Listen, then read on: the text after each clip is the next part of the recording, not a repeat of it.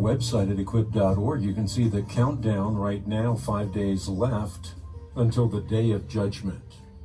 The Day of Judgment begins May 21st, 2011, some say at precisely 6 o'clock. So 5 days from now, at this very time, the rapture of 200 million people will take place, including the rapture of Harold Camping. Now, Harold Camping has made absolutely clear that if you do not believe his message concerning the Day of Judgment, May 21st, 2011, you will not be raptured. And if you are not raptured, you will not be saved. Is Harold Camping 100% sure of this? Yes, he is. In fact, in speaking to National Public Radio, he made that very statement. Oh, it will be a horror story beyond measure. With all the proofs that God has given us and all the signs, I am absolutely certain it is going to happen. There is no plan B. So Harold Camping has said he's absolutely certain it will happen. There is no plan B.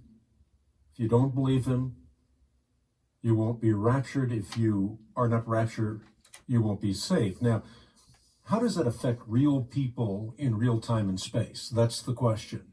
Do people actually believe this? Do people think this is just silly?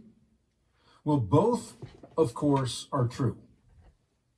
Christ's name is being dragged through the mud because people think this is downright silly, and they have used it as a means by which to caricature the Christian faith. But on the other side of the coin are many people who believe this is absolute, dead, serious truth. And as a result of that, they have given up everything. NPR actually took the time to interview people who said as much with real passion. In other words, this wasn't simply lip service, but these are people who have given it all up because they believe Harold Camping and his message. Nearby, David LaCorey is telling a passerby what he thinks will happen in just a few days. On the May 21st at about 6 p.m., an earthquake of proportions which have never been known since man was on the earth will occur. This 21st? Yes, sir. Oh, this is going to be awesome. Where's it going to happen? It's going to happen everywhere. The man doesn't buy it, but like many people interviewed for this story, David LaCorey has bet everything on this date. He's given up his wife and son, his job, his home. Imagine May 22nd. You're one of the people that has given up your wife, your son, your job, your home. What will you do? You've placed your faith in Harold Camping's message. You believe that his message is solidly rooted in the Bible. What do you do? May 22nd. You're not raptured. Therefore, you're not saved. What do you do? I can predict what a lot of people will do. They may give up more than their homes and their families. They may well give up their lives. We're talking about serious business here. People making life decisions based on what Harold Camping says that the Bible clearly teaches. Here's another example. People have quit their jobs and left their families to get the message out. Knowing the date of the end of the world changes all your future plans. Adrienne Martinez thought she'd go to medical school until she began tuning into family radio. She and her husband Joel lived and worked in New York. But a year ago, they decided they wanted to spend their remaining time on Earth with their infant daughter. My mentality was, why are we going to work for more money? It just seemed kind of greedy to me, and and unnecessary. God just made it possible. He opened doors that He allowed us to quit our jobs, and we just moved, and here we are. In Orlando, in a rented house, passing out tracts and reading the Bible. Their daughter is 2, and their second child is due in June. Joelle says they're spending the last of their savings. They don't see a need for one more dollar. You know, you think about retirement and stuff like that, but what's the point of just having some money just sitting there? Yeah, I mean, we budgeted everything in a way that on May 21, we won't have anything left. And again, this interview aired by NPR, All Things Considered, is just one example of the news media's coverage of Christianity. One more opportunity to drag Christ's name through the mud. And I think it's instructive to listen to what the young lady said in that interview. What's the point of saving up for the future? What's the point of preparing yourself to be a witness for Christ? What's the point of saving for a college education?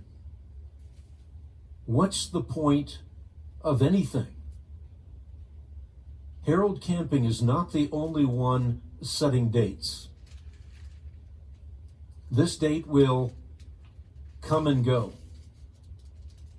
And some will leave medical school, families. They will leave their calling and commission behind.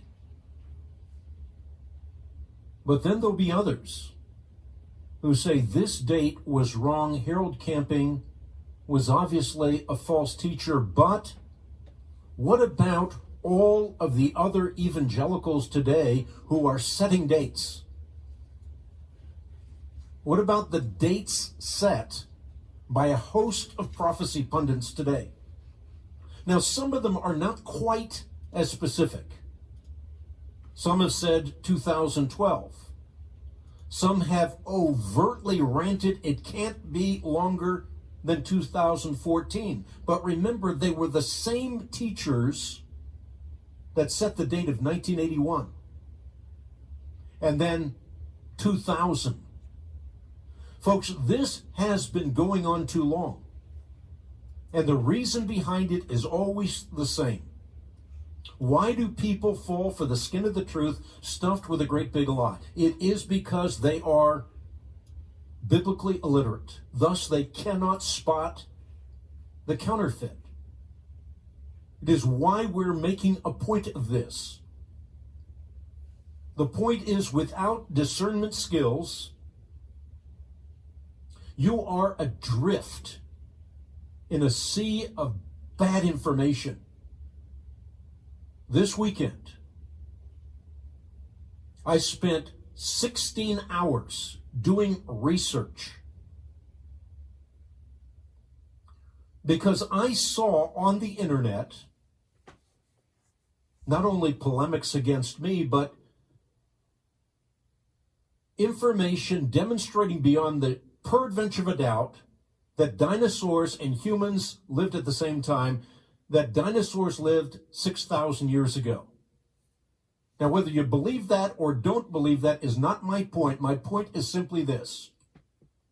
False information on the web was being spread concerning the notion that red blood cells and hemoglobin were found in an unfossilized T-Rex bone.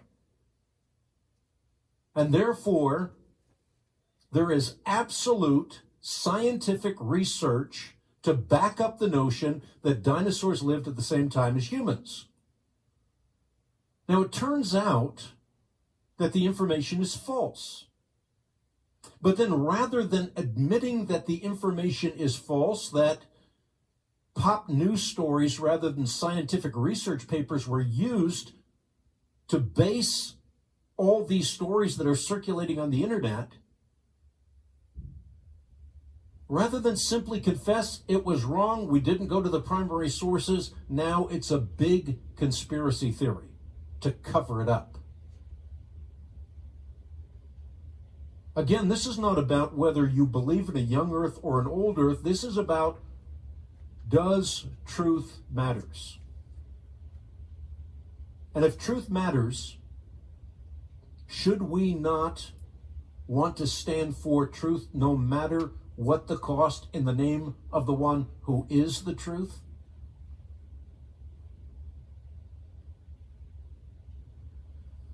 It's time for us to change the course of Christianity, to do what we do because truth matters, to get